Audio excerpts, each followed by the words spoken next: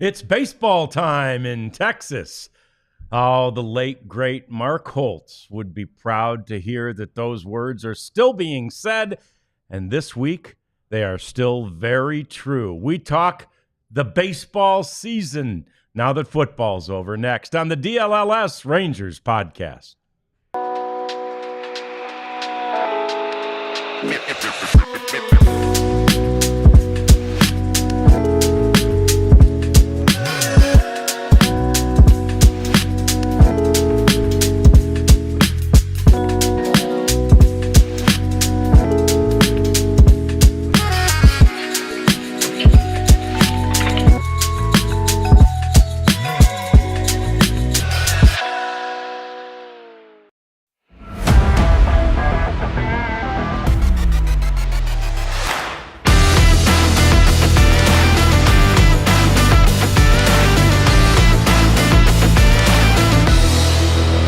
Mark Holtz coined the phrase, opened each broadcast with the phrase, and now it lives in immortality with Chuck Morgan repeating it often and at every home game. And, of course, it's on the wall at Globe Life Field, too. It is baseball time in Texas. Hi there, and welcome into the DLLS Sports Studios. It's the DLLS Rangers podcast with me, Rads, John Radigan, J-Dub, Jeff Wilson. We got the prophet over here, Elijah.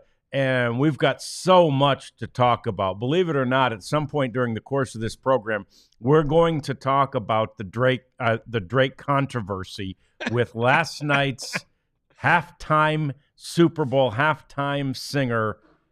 Wow, Kendrick Lamar. So, well, who better to talk about it than two 50-plus-year-old white guys? We got everything. We got this all figured out. I think you're going to like this because you're going to really – I mean, I think the chat's going to go crazy at that point with all the mistakes we make. Yeah. But anyway, that's later. We're going to talk about our sort of vision of the Super Bowl, but we don't want to lead with that because it's – and I saw the posts – Jeff, on the socials, almost immediately after the game, you just see a picture of a baseball right on a mound. Yeah. And you just see, I saw the clock that's at Globe Life Field. It's baseball time in Texas, right? I mean, that's how people feel. Now, that said, given what the Mavs have been doing, it's basketball time in Texas, too. It's Stars hockey time. They're playing great in Texas, too. But I get it. You know, you've got the American pastime waiting. And there are plenty of people who posted, oh, my least favorite time of the year. It's that time between football and when baseball starts. Those are people whose two favorites are football, obviously, and baseball. Yeah. But there's a lot to be said with what's going on hockey and basketball-wise, especially in this market. That said, it's baseball time. Yeah, we get that pesky Super Bowl out of the way. Yep. And, it really, I think Bruce Bochy said it, his first year as manager going into that season is like Super Bowl is really when I start to get the juices flowing. Fan fest, but the Super Bowl to him is an indicator that he better get to, in his case, Arizona. He's never managed a spring training anywhere else.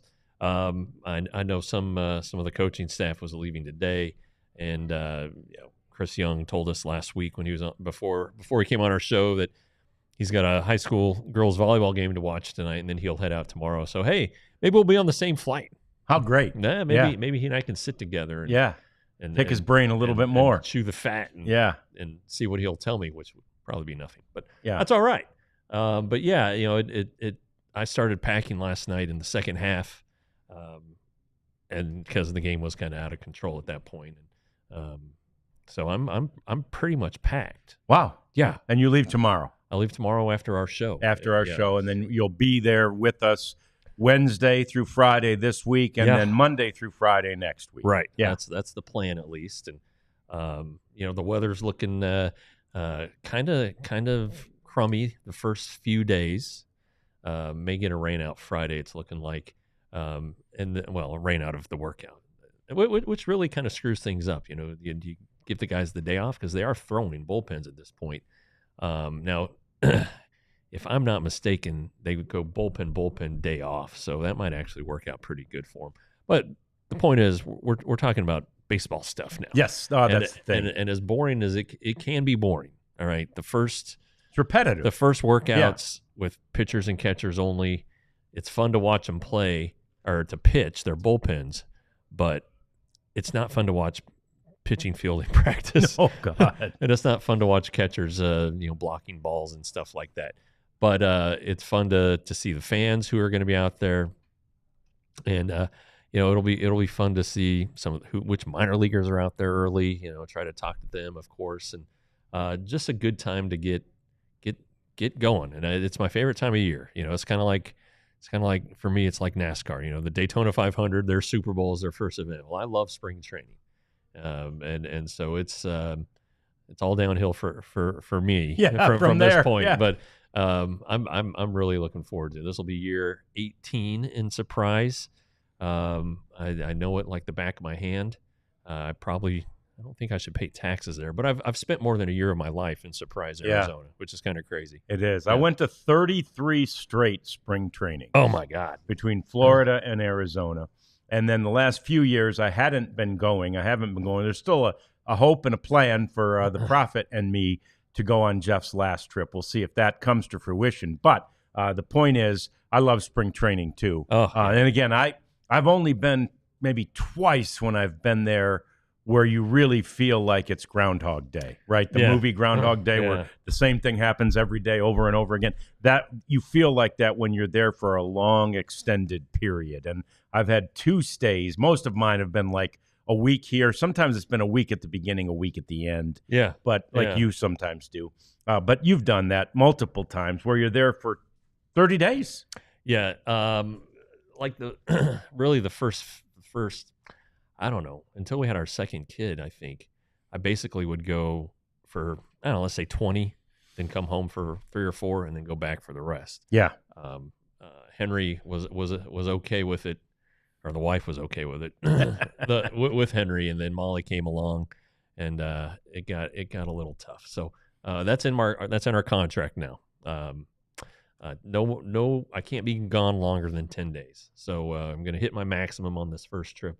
And then we're gonna go for, I think 7 and 6 or 7 and 5, so a good amount. Yeah, a good representation. Only basically, as we looked at your schedule, a week there, a week here, a week there, a week here, and then basically a week there, and the season starts. So just long enough for them to maybe start to forget about me, and then I show up again like, oh, that guy, crap, he's back. Yeah.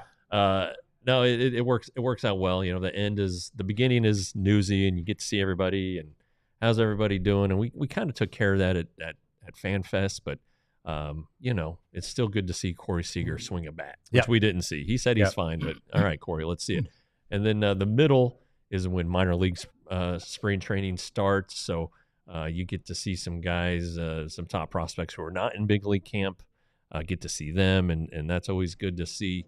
And then the end, when all the news starts to happen, and we'll probably miss the announcement on who the opening day starter is, but we'll get the last cuts and who makes the team and all that jazz. So good stuff. Then we'll come home and there's a day off that Sunday, and then right to the ballpark for the 2 exhibitions against the Royals, and then a day off, and then opening day, and then it's one of 162. Yeah, and my recommendation.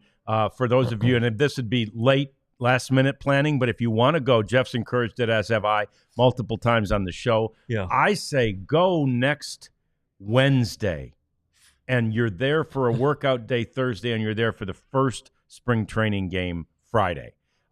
It's very cool, and you need to see a workout day. Yeah. You don't need to see 5 of them, right? They're all the same. Yeah. See 1, maybe even 2, but then go to that first spring training game is always super fun. It's the opening day of the Cactus League, and there is a special feel to it. It's really cool. So that'd be my recommendation. Yeah, that's a good one. The workouts are open to the public and they're free. You don't have to pay to get in. You kind of get in off of Bullard Avenue on the backfields, and you can just go wherever you want. I mean, they have ropes, all right, it's within reason, but you are roped off from certain places, but it's fun. You get as close to the players as closer you can get during any time at Globe Life Field. There's no screen separating you over the dugout. No. It's a great time. But dress warm in the mornings because it's chilly. Yeah. It really is. Now next week it's looking like upper 70s and low 80s. So I do have one pair of shorts packed. Okay. So we'll see if I break those out. But those by next week, it seems like you those will. mornings are chilly. Those mornings can be chilly. Now, and then, like, for example, to Jeff's point, when they go out there to the backfields and they begin the day each day with their calisthenics, like stretching type exercises, like there's a yellow rope and Corey Seager could be right there on the other. I mean, they're very, very close. And then they walk out of a little gate in the rope to their various fields where they're headed next. You're right next to them. So it is, it's like Jeff said, it's as up close and personal as you'll get with these guys ever, and it's pretty cool. And you'll be standing literally in the same spot, or could be in the same spot that Jeff is, if you choose and if he chooses to watch the stretching drills that day. So really cool. The Cubs reported yesterday. They right? did, yeah. So we're already underway, and that's because they got to go to the Japanese game. Yeah, they're playing the Dodgers. The Dodgers didn't start though, but and so technically spring training started yesterday. And it is kind of interesting, that as the Cubs get ready to go, there's still talk about. We'll get to this later. Alex Bregman, and there's so many good players still available. So. Like I've been saying, and the Rangers have said it many times, they're open to making additions and such. And so you never know. And they've done it the last couple 3 springs where they have made a lot of or not a lot, but they've made some key acquisitions after camp has started. And so you never know. And that's why you got to pay attention. I kind of expect it. That's why you got to check this show out every day. We'll have it for you. And of course, Jeff's writing too while he's there. So make sure you avail yourself to that by becoming a diehard. We'll talk more about that later too. Also, on a somewhat newsy front, Mike Bacsik has finally officially announced. I've known this since October, but he asked me not to tell, and I didn't. But he's leaving the Fan this year because of his increased duties over at at the Rangers, at the RSN, at the Rangers Sports Network. Mike's leaving his daily duties at the Fan. There's still some talk that he may do a once in a while or a weekly or that type of thing. That'll come out later. But officially today, he announced that he's leaving the Fan. We're also going to plan to have Mike regularly on this show. So we'll be really happy and honored and privileged if that happens because he has such great insight. But news for those of you Tolos, as they call them, who have known and come to really love, especially Mike's baseball nuggets, and that's been. I mean, for me, that was like daily, especially during the season. See what little nuggets Mike came up with. Yeah, and he's good. He's good talking about the other stuff, because he as a a former professional athlete. He kind of brings some carryover knowledge that the same language in any sport, kind of like Jesse Holley does. Jesse was on the Mavs show last week filling in. Jesse was a great college basketball player. He played at North Carolina. It's not like he doesn't know what he's talking about, but there's just some carryover there and puts a different perspective on things that maybe you didn't think of things that way. Maybe even our Mavs guys are like, oh, that's an interesting point. I mean, it happens to us when somebody comes in, it's like, well, shoot, I never thought of that. So. Fun stuff. And Bacsik too, when Jesse Holley level, basketball wise, but if you look at him, you wouldn't think this was possible.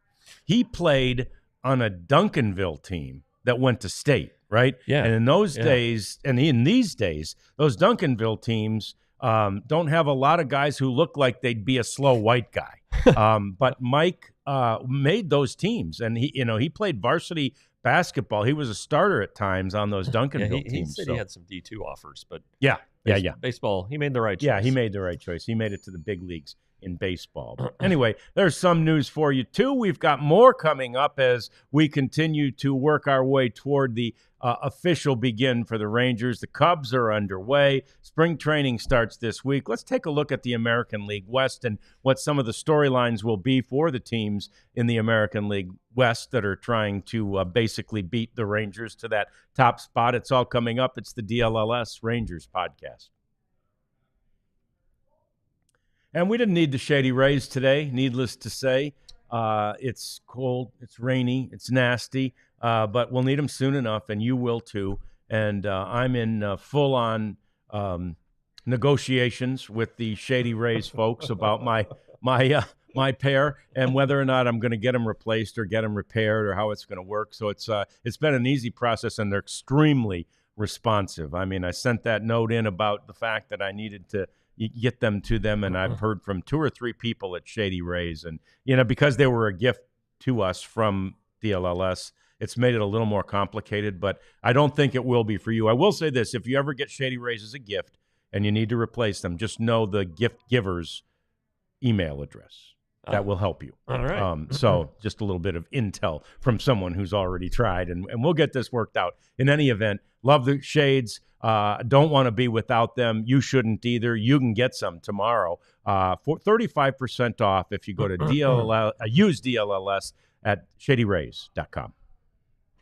You know what time it is, John? Game time. There you go.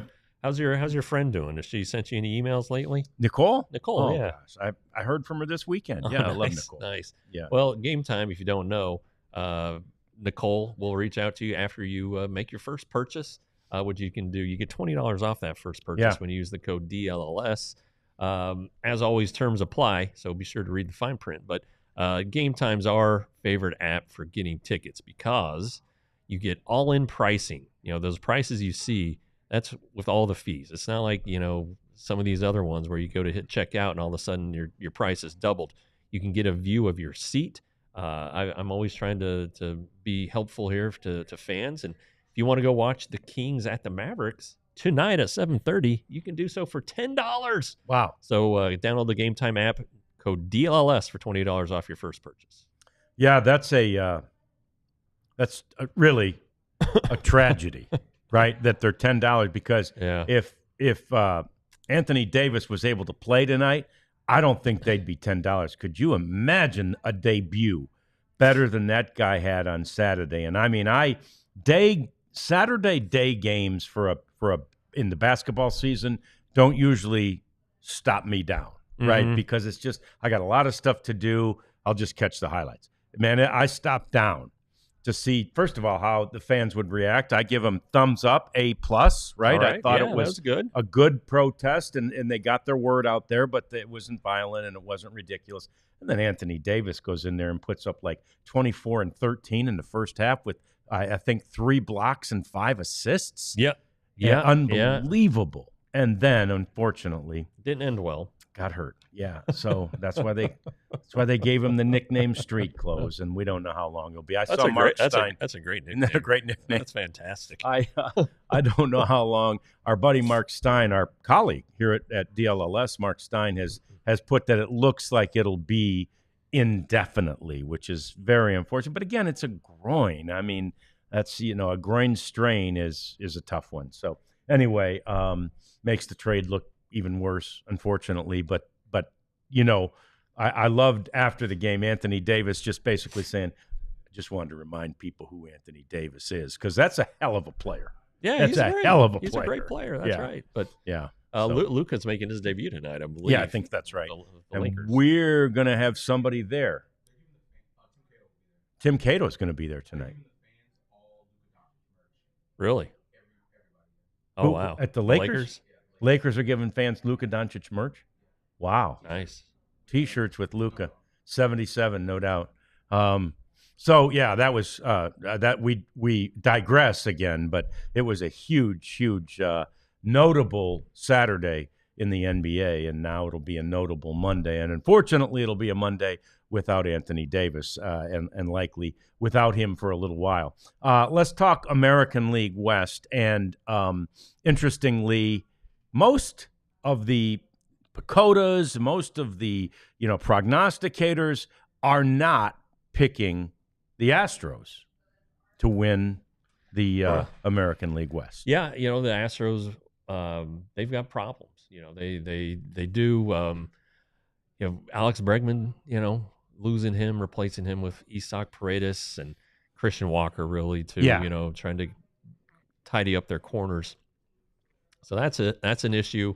Their starters are still So they got a couple who are coming back from the Tommy John, and then they don't have Kyle Tucker anymore. Right. So I mean, that's a heck of a player to try to replace. So it makes sense for them to not be the favorites.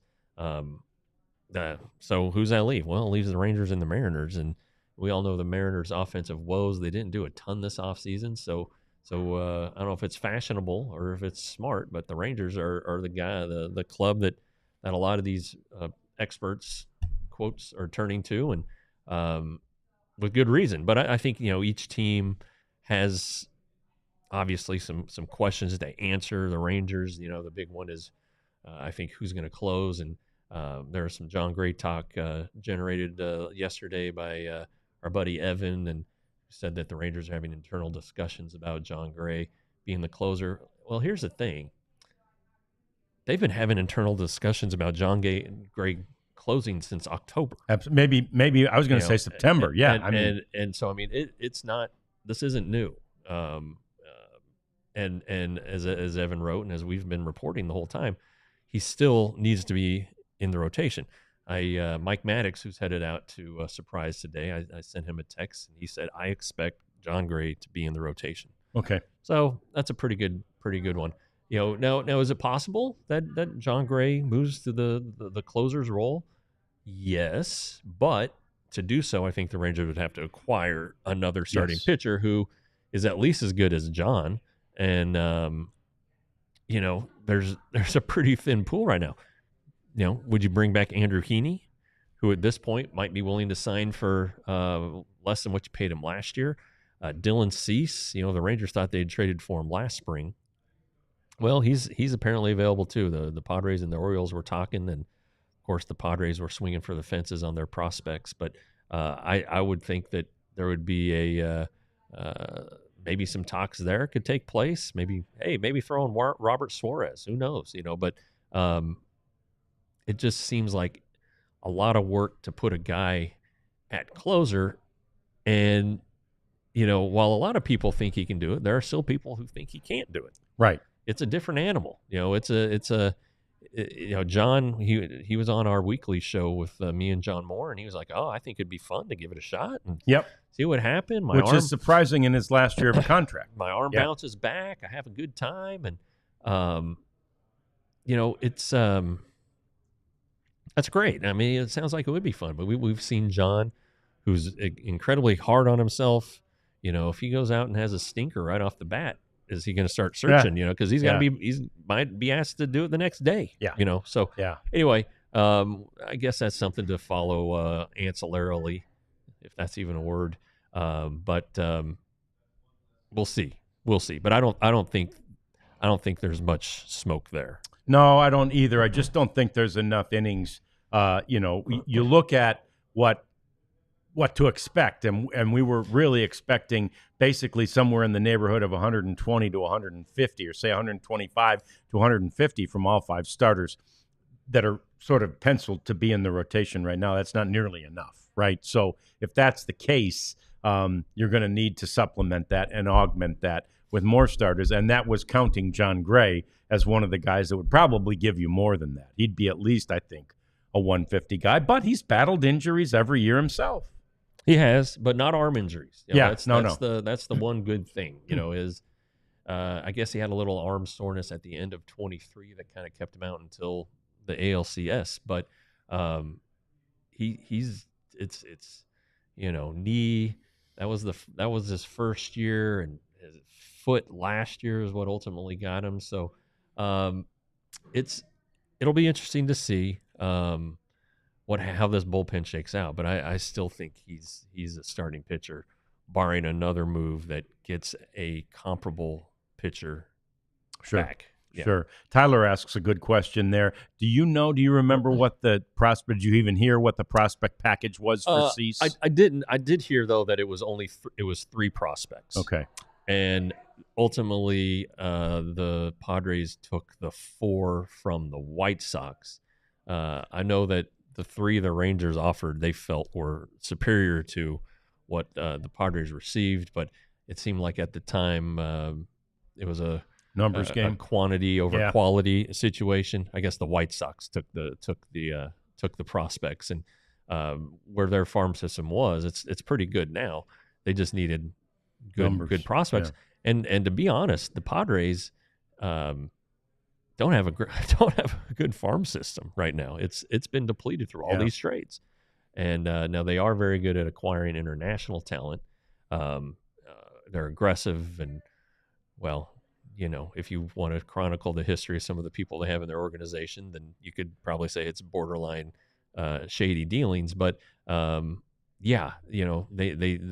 do it, and everybody knows that they're going to do it, and they do end up getting good international prospects. The draft, that's, you're subjected to where you are picking, and good scouting and luck. I mean, they had the Rookie of the Year runner-up, so he was a pretty good player and a draftable guy. And they've traded some really good prospects. Like to get Juan Soto. They sent C.J. Abrams, for instance, to the Nationals.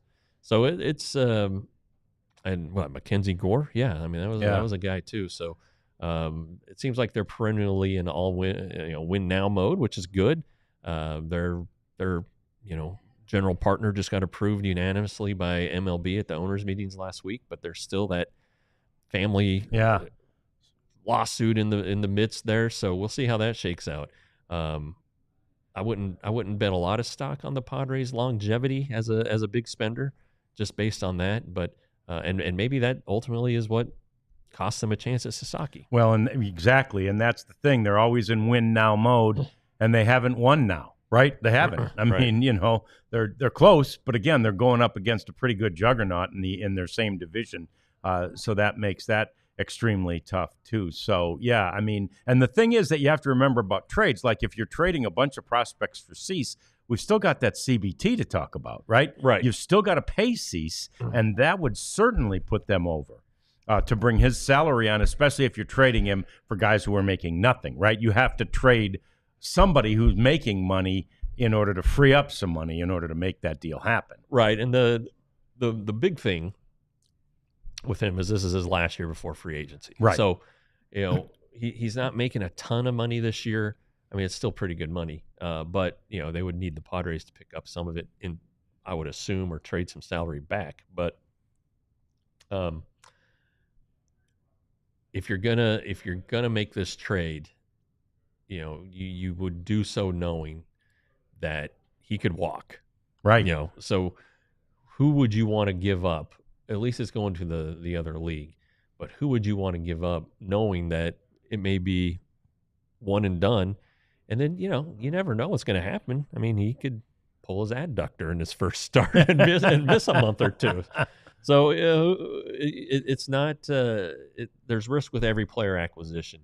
If the Rangers feel like that's the missing piece, or the closer is, and they think John Gray's the guy and Dylan Cease could be the answer for him in the rotation, okay, go ahead and do it. If you think Dylan Cease is going to help your team, go ahead and do that too. Sure. Shoot. If it's an arms race.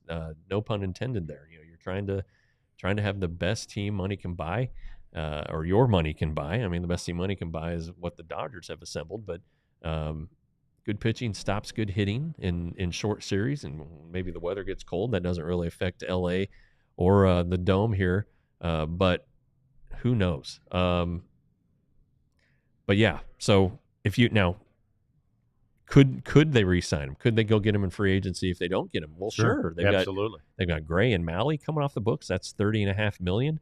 All these relievers who signed on 1-year deals. Now they were affordable, but that's probably another $10 million.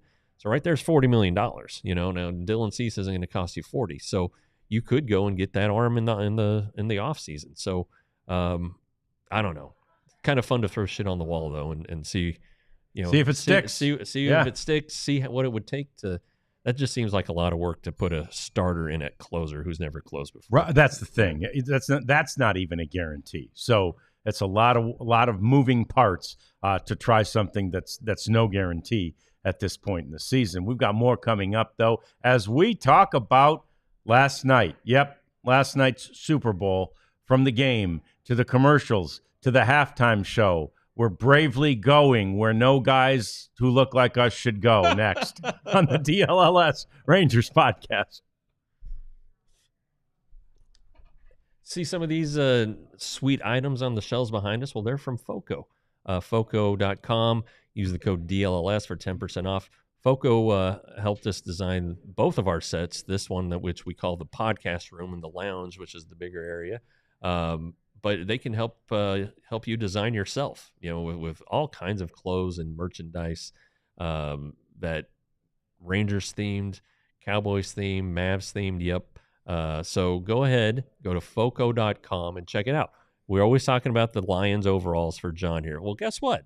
They have Rangers overalls. Yes, yeah, they do indeed. They do indeed. And so for the ladies and the fellas. So if you're into gardening and you're a big Rangers fan and you want to show your team spirit while you're out there pulling weeds and planting flowers, then by God, go to foco.com, use the code DLLS for 10% off. Yes, you should absolutely do that, and you should absolutely get yourself a Rugged Road cooler. That season is coming. It was 88 degrees on Saturday, and it broke a record, by the way, here in North Texas. A record I think that had stood since 1962. So you were probably thinking, as I was, man, it's hot. I need my cooler full of cold drinks. Well, if you'd had your Rugged Road already, you would have had it by your side no matter where you were, and you would have had a fun time. They're great coolers. They're so well made. They have great construction. They're lightweight. They're affordable. They float. And you want to get one of these for any of your activities, fishing, hunting, kids' games, golf, obviously floating the river if they float. So Rugged Road is our favorite cooler. We encourage you to go to ruggedroad.com, use the code DLLS, and you will get 10% off your first Rugged Road cooler. One quick note from the chat before we get to the Super Bowl. I don't know what Charlie meant when he said work for Smoltz, but when we were talking about closing. Oh, when he went to closing. Got it. Because what the Smoltz aspect of that story that came in is when we were talking trading prospects for a proven guy and all that. And do you want you Tigers know about the that? Tigers traded Doyle Alexander for John Smoltz. Doyle was really good, though. 11-0. He went great. 11-0 when he got there after the trade deadline. He got him into the playoffs, I should say, and they lost to the Twins that year in the playoffs. But he went 11-0. I mean, at that point, we're like, well, we don't know anything about this Smoltz guy, so what the hell, And we didn't know in general as much about our prospects, and nobody did in those days. And then John Smoltz went on to become John, and he's local too. He's from the Detroit area, so. Oh, man, that one hurt, but it is what it is. And that is the name I was thinking of when you were talking about the prospects for, to watch somebody go on and have a great career when you only got the guy for 1 year. In any event, Super Bowl last night, shocking result, first of all, to the game. In that, man, Philadelphia's defense came out and played unbelievably well. Yeah, and, no matter who you've got, catching the ball, throwing the ball, games are won up front. Yep. And the Eagles just dominated both sides of the ball. They protected Hurts, and when they didn't, he was able to use his feet. And the Chiefs in turn did not protect Patrick Mahomes at all. So even when he was making passes, they seemed to be under duress a lot. The 2 interceptions, they were kind of under duress. But it was weird. Their first play, they threw a quick little slant, which is what they did against the Bills too. Picked up a first down, and that's one way to combat the pressure. Just get rid of the ball quick. Also, it kind of helps if you can establish a run, and they didn't even try. They had 3 carries in the first half. I know. Maybe that was the tenor of the game, but it's kind of strange to go in there with a game plan of trying to beat the team with the number 1 passing defense in football with the pass. Right. Even if you have Patrick Mahomes and Travis Kelce and all those other good receivers. Anyway, I'm not surprised that the Eagles won, but the manner in which they won is surprising. They were dominating in that first half. And, there was one point, and Tom Brady commented on it, where Mahomes threw a ball kind of behind and at the feet of Kelce. And it was another one of those little short passes. And Patrick said, Brady said, sometimes you just that's a duo that almost never misses, and sometimes you just miss. And Patrick kept missing, right? Yeah. He really did. He threw a lot of balls down at the feet of people and stuff. He might have just had a bad day, right? A bad game, and that's a bad way to start, especially when you are. We were talking about that as we watched, like, why aren't they trying to run? Then, of course, as soon as they got down like 17-0. NFL's teams often do that. They're like, well, we can't run now. We're too far behind. Yeah, you can. Yeah. You can. Yeah, you got a lot of football left to be played. Football left. But anyway, I was glad. I told Jeff this. I was glad because I still, have maintained friendship with a lot of those Cowboys players that I covered in the 90s who won, had a chance to win 3 in a row and didn't. But in any event, I was glad they didn't lose. They didn't want to see. Those guys did not want to see somebody win 3 in a row. And so for them, I was rooting for the Eagles. And so I was kind of glad to see that work out the way it did. Yeah. Good. Commercials were always, fun. It seems like they've taken a turn from being funny always to being heartwarming, and they tug at your heartstrings. And even one of the funny ones ultimately did. So if you saw, and I was watching with my son and another buddy of ours, and then everybody's significant other. Oh, my son's best buddy, and then everybody's significant other. So a nice split of men and women. And so they show the commercial where they just keep showing the boobs, and the women, and we're all kind of going, wow, what is it? What is it? My wife finally goes, what is this about? Who's the product? And my son goes, who cares? So and then they turn it on breast cancer. Then they get it to the end, and that we've all touched all of us. I have it. 2 sisters-in-law touched all of us. So, but it was great because it got everybody's attention, men and women. Yeah, no, that was a memorable one for sure. And that was. I like the Duncan brothers. Yes, the Dunkin' Donuts brothers, and because they are from Boston in real life. And, it's pretty funny. I thought last year's commercial was better, but still, the mayonnaise one with Billy Crystal and that was classic. Yeah, Meg Ryan. That was classic. And then sweet Sydney Sweeney sneaking in there at the end saying, "I'll take what she's having." So, that was good. Yeah, I like the Harrison Ford one. Yeah, especially when he gets to the end and he says all that great stuff. He says a Jeep, even though my last name is Ford. Right. That's great. Yeah. So, I just didn't think there were the great commercials like in years past. Yeah, no. But whatever. It was fun. It's always fun to it's interesting, too, because normally if you're watching a game with a crowd of people, which I was, everybody kind of talks during the commercials. Then the game comes back on and it gets down to a dull roar. Man, this time it's like you really never have much time to talk because you want to see the commercials, too. Yeah. So that's fine. Baseball's the talking sport. Not That's football, right, baby. Not football necessarily. Then there was the halftime show, and we really probably don't even have enough time to get to all of our thoughts on this. But I was telling the Prophet that on the way in, I was listening to my old friend and still my friend, just up the street from us right now, Donovan Lewis on the ticket. And Donovan said people either loved that show or hated that show.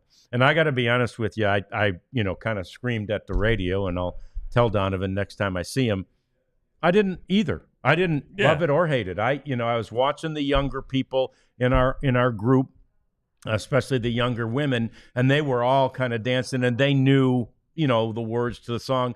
To be honest with you, I honestly really couldn't understand many of the words to the songs. Like I did say at one point, I go, wow, I think the censors got the halftime show off because I just heard bitches and shake these nuts. So I don't think we usually say those words on TV, but, they did. Yeah, so it was only Sunday. It's not like the yeah. Everybody had already been to church. They got in the But my son is of the age now where he's expanding his musical likes, and Kendrick Lamar is high on his list, and Henry's into the feud with Drake.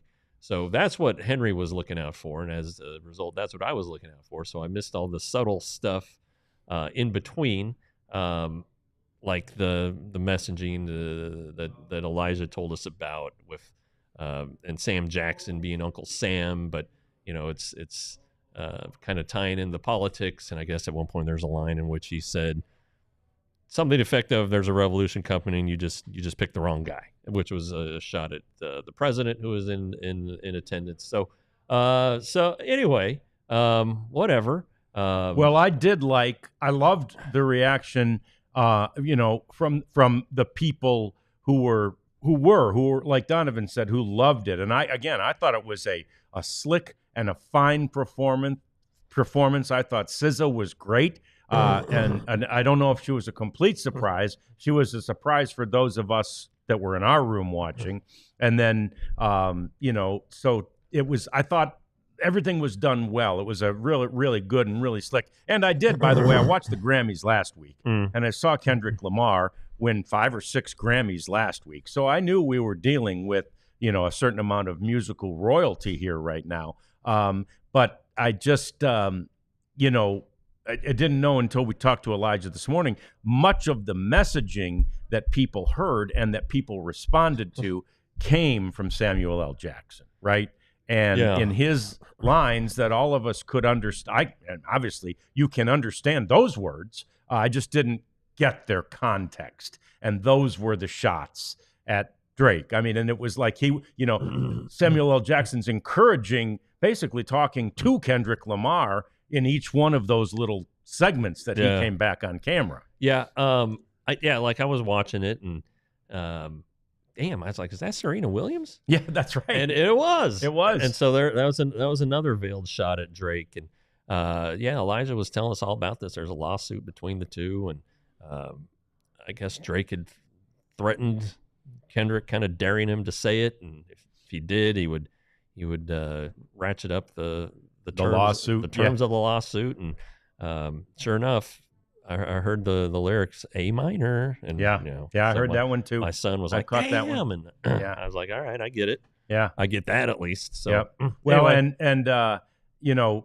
The prophet explained to us, and I absolutely noticed and liked, frankly, the American flag that was made on the stage with the dancers. And, the prophet was telling us basically, so you've got, sort of many entendres there, maybe triple, quadruple entendre, but you had the red and the blue, of course, that's the Republicans and the Democrats. You had the white trying to unify it, but then the flag, Kendrick was right in the middle and the flag was split. Essentially a reference to the fact that America is split right now. It's not necessarily split down racial lines, although there's certainly always that. But right now it's split, I think, with that red and the blue. And then ultimately Kendrick, and I wish he could, right? But ultimately he brought it all back together, and the red and the blue and the white all began to dance, in unity together. And that was, I missed the imagery there. But when the prophet explained it, I loved it. I kind of saw it, right? I didn't think of it in those exact terms, but I definitely noticed it. I didn't. You didn't? No, yeah. It went right over my head. Right over your head. Yeah. But hey, I mean, the Democrats are going to need somebody to run at the top of the ticket in 28. Maybe so, Kendrick. Hey, Kendrick might be the guy. That's the guy. Bring them together. That's the guy. I love that idea. So anyway, it was interesting. It was fun. Republicans need somebody too, by the way. What's that? The Republicans are going to need a somebody good point. too. Yeah, heck of a point. Yeah. So it was fun. It was the first hip hop artist to headline at the Super Bowl, and I thought it was great. I thought it gave America, maybe the masses in America, a glimpse at a different side of the musical industry that maybe they never availed themselves to. Really, myself included. So, and it was nice to have the prophet explain it all to me. So, anyway, I don't think we've done a very good job explaining it to you. Terrible. Because we have no credibility. To call us neophytes at this speech is very, very that would be a stretch. We're worse than neophytes. But anyway, we got to get the prophet on here one day. He can explain it, by God. So hey, we just got a thumb down. So we got some reaction about this. Good conversation. I'm glad. It's the least we could get. Yeah. Okay, here we go. Cleanup time. We got that coming next. DLLS Rangers podcast. Okay, so it's merch time. Let me talk about the merch. Is Jeff? No, you got one under there. I do. Okay, good. Jeff's got something. The merch, that's a good one. The flag, that's the Yeah. Rangers DLLS flag, and the merch is just it's flying off the shelves right now. Frankly, because of and as are the diehard subscriptions, which Jeff's going to talk about in a second. But the merch is flying off the shelves because so many people right now are discovering us, and a lot of that is thanks to our brethren at DLLS Mavs and all the eyeballs that have been on there watching everything that they've done during this really unbelievable time in Dallas Mavericks history. Well, we're about to have more and more of those times with the Rangers too, because we think they're going to be really good. So they may have a chance to attract. We may have a chance to attract even more and more eyeballs to us too. Make sure you get yourself some merchandise to let everybody know who we are and who you support. Go to store.allcity.com to get your merchandise today. Yeah, and then you get a free shirt at store.allcitynetwork.com when you become a diehard, which you can do now for $48. All right, $48. That's $4 a month. When you throw in the free shirt, that's like $2 a month. So it's kind of ridiculous. This price point, even at the regular price, it's ridiculous compared to what the other local traditional legacy outlets are charging. So head on over there to allcity.com or to alldls.com and sign up, because you get access to not just Rangers content that's paywalled, but also to everything else. Stars, Mavs, Cowboys. I think the Mavs have kind of been driving the steering the ship here the last week or so with the trade. But the Cowboys are always interesting and newsy. So alldls.com and become a diehard. Yes, and don't forget that once spring training gets underway in earnest, Jeff starts writing big time. I mean, I think it was just the week where all the TV stuff came out that Jeff wrote 16 articles, right? It was the week, yeah. Or was that the week of FanFest? I don't remember, but either it way. all came together at the same Yeah, time. they kind of There's a did. lot of stories. Yeah, there was a lot to write, and so yeah, we will be. He will be all over that kind of stuff as we go into spring training and beyond. So it's worth it. It's going to be absolutely worth it. So you can check out the very latest at what's happening with your favorite team in Arizona. All right, so let's clean some of this stuff up, and let's do the Bregman thing first, because that's still. I mean, he's got to be one of the best, maybe the best player that's out there. That's still just out there. Yeah, he is. Depending on which service or outlet you prefer, he's definitely the best remaining free agent. And then and then it's a big gap to honestly, Andrew Heaney is one of the top guys still out there. So there are some when the off season started or free agency started, top 50, top 40, whatever. There are some of those guys out there for sure. And then that doesn't even touch on the relievers who are still out there. But Bregman is such a big deal because he's been part of this Astros, close to a dynasty. I mean, they've been a perennial contender and World Series contender for in until last year. They'd made 8 straight ALCSs. Yeah. So I mean, that's pretty good baseball, pretty good run for them, and they're still going to have Altuve, who was there at the start of play through those crummy years, but that's a big deal. And when you look at the teams who are interested in him, the Cubs appear to have some level of interest. The Tigers and the Red Sox, and the Astros have all made offers. The Astros sure seem pretty. At least they're talking like he ain't coming back. Yeah, but I would say they've also expressed, I would say, most interest. Now, not so much so that they've offered him the contract he wants, but obviously neither has anybody else. Right. It's starting to feel like Cody Bellinger last year. Right. And I think he's a better player than Cody Bellinger, more consistent at least. And so, but you look at Wrigley, you look at Comerica, not great for right-handed hitters. You look at Fenway, fantastic for right-handed hitters. I guess Toronto's had some interest, good for right-handed hitters. It turns out that whatever they're calling the Astros field these days is kind of neutral to right-handed hitters, even though they have the Crawford. Surprising to there. me, yeah. So anyway, that's a big one. It really is, and it could affect. Obviously, it could affect the AL Central race. It probably wouldn't affect. I don't think it would affect the East. I don't think it would make the Blue Jays all of a sudden the favorites to win in the East. Obviously, it's having an impact on the West. The Cubs are already the favorites in the Central, so I don't know that it would have an impact on the Central, but maybe it would give them a better shot at the Dodgers down the stretch there in October. So we'll see. Dakin Park is what they call Astros Park. Rolls right off the tongue. Dakin or Dakin, Daikin. It's a Japanese company. I remember looking at it. Oh, yeah. Okay. Beautiful. Yeah. So anyway. Yeah. Thank you for that. All about Sports Zone. Yeah. And the thing that I'm curious about now, so what did Bellinger end up signing? 3 and 82. 3 and 82. With an opt-out. which is nowhere near close to what, right. Obviously to what Bregman wants. But let's just say he has to do that, right, to save something. I don't even know if that's saving face. I think it's the opposite of saving face. But you got to keep your career alive, basically. If he has to do that, would he ever do something like that now with the Dodgers? I'm sorry, with the Astros. And I think it's safe to say no. If you're going to take that deal, it has to be with somebody else. Right. I just it's really kind of curious that they didn't prioritize him more, and maybe just they heard the price and it was so outlandish that they just were like, okay, we can't do that, so let's go get Isak Paredes and Christian Walker. Christian Walker for 20. Paredes is still arbitration eligible, so there's value there, I guess, if they're good, right?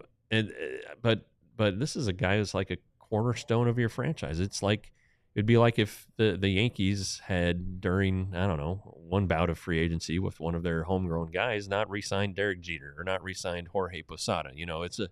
It's a big deal. Or Bernie Williams. It kind of feels like that they've moved on. And if it's because of Boris, it's because if it's because Bregman's just being super stubborn, what have we talked about? That he wants a salary that's more than what he made last year, right? A higher average. So maybe 3 and 90. Would that make him happy? Would a team want to do that? Right. I don't know. I think the Red Sox should do it. I think that would he'd be great there. Having him there, just knocking down that green monster. Lead the league in doubles. Yeah, probably get up to the 25 to 30 homer mark again. Yeah. So I think that's the best spot. That'd be the smartest move for a team. I just think it would be incredibly wise of the Red Sox to go do that. But I don't know. I'm surprised he's still out there. But again, it's another year with his Scott Boras, misreading the market. Santander is one of his guys, and he signed for 5 and 90. It seemed like this guy hit 39 homers last season. Yeah. It seemed like he could do better than 18. Seemed like a bargain. Yeah, it did. I know. And again, maybe at some point the player, right, just intercedes and says, do this, Well, and Bregman clearly, if that is the case, has not done that. Pete Alonso, right? Last week, sounds like he threw up his arms and said, "All right, yeah, I'll take your 2 and 54." Yep. Which obviously is very good money. Gives him a chance to be a free agent again at a pretty young age. But he can opt out, I think, after this season if he has a great one. But some point it looks like the market has turned on Scott Boras. It does. And it happened last year, and it appears that it's happening this year. And when you look at his wins, you go, well, wait, but again, that's in large part because of the player, right? It depends as much on the player. If you get one of those guys that's the best player, of course he's going to sign, right? But if you have a bunch of guys, like the 4 last year, right? They don't automatically attract that absolute must-have free agency.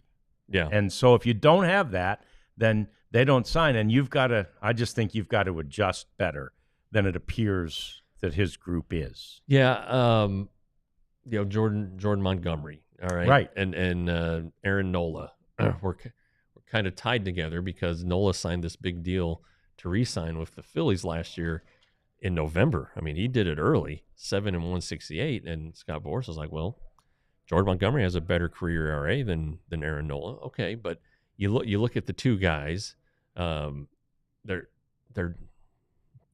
different in size. Surely. Aaron appears to be fitter. Not that Jordan is not fit or athletic, because he made that great play. You know? So you get, and then Jordan doesn't throw nearly as hard, and everybody wants velocity. So you kind of wonder, well, all right, what do teams value, and do the right teams value that enough to give what you want? Well, you're really shrinking your group of available suitors, and just off the bat asking for that kind of money, and there wasn't one. Right. And Blake Snell, that one shouldn't have gone as far as it did last year. He was too good. I know that there's always the concern about him not pitching a ton of innings, and I think he'd been injured that year at one point, but God dang it, he was so good. And he's won 2 Cy Young. So I just really don't know why this has been the case the last couple of years. And it's unfortunate for the players who are probably sold, hey, I'm going to get you $200 million. And, that's what Cody Bellinger wanted. Well, how good has Cody Bellinger been since he won his MVP? Not very good. Right. So something there.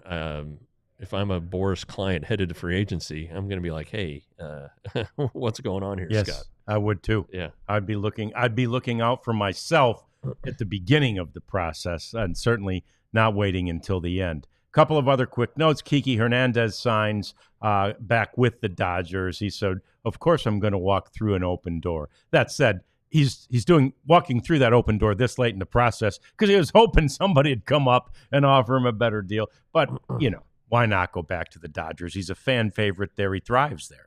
Yeah, and he's, get a chance to defend the World Series and all that stuff. Yep. So lots to like about that situation. Yeah. But if it was just an easy walk through an open door, he would have done it in October or November or whenever that became a possibility. Yeah, sure. You have to test the market. He did, and he's back with the Dodgers. And then this is a nice one.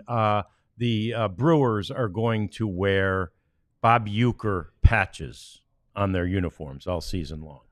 Oh, that's very nice. Yeah, that's a nice tribute to Bob Uecker, who was calling their games as recently as last season and will now be immortalized via the patch. And is there already a statue to him there? I don't know. But there probably will be. There will be. Yeah, there probably will Should be. Yeah. So that's a nice little note sort of to end things on today. We appreciate you. Tomorrow, we plan to have a special guest. We'll have her on someday, so I'll mention it. Laura Stickles is hoping and planning to come and join us tomorrow, the new sideline reporter, dugout reporter for the Texas Rangers. Now, she may have some work duties over at the Rangers tomorrow. If she does, she won't be able to join us. But at some point, we're going to have Laura on, help you get to know her, help us get to know her. And she's in a real interesting and unique position. So it'll be fun to talk to her whenever we do. Yeah, we talked to her just very briefly after the announcements on the RSN and all of that stuff. And she's eager, ready to get going, and she will she can tell you a lot about dog sled racing. I'm wondering I have a lot of questions about Alaska for her. There's no doubt about that. She worked up there fresh out of college. So it'll be interesting. It'll be fun. We'll get around one of these days, but we think it'll be tomorrow. If not, we'll be here no matter what at noon tomorrow. And then for the next 10 days after that, we switch to 2. So mark that on your calendar. When Jeff's in surprise, we will be on at 2 local time to accommodate the schedules out there and give us a better chance to talk to folks that are available out there. So thanks for joining us today. We appreciate you as always. Remember to like us and subscribe to us and keep the chat going. And we'll talk to you soon next time tomorrow on the DLLS Rangers podcast. We all silly like the mayor.